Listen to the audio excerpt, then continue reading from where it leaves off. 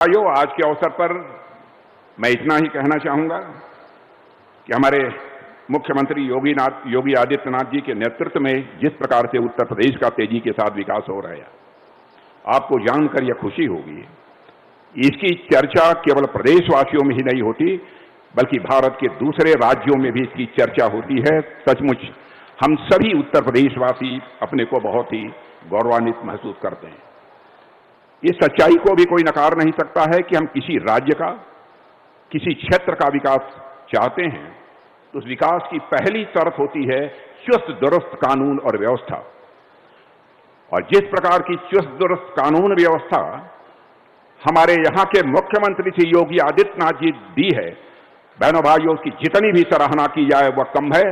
केवल लखनऊ के रहने वाले लोग अथवा उत्तर प्रदेश के लोग ही इसकी सराहना नहीं करते, बल्कि देश में सर्वत्र इसकी सराहना की जाती है।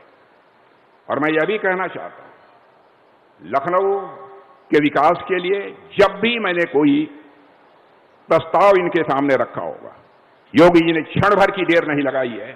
चाहे कितना भी पैसा लगता हो, सहज रूप से उसकी स्वीकृति उन्होंने दे दी है। इतना ही नहीं, बहुत सारी ऐसी परियोजनाएं हैं जिनके बारे में मैंने चर्चा भी नहीं की।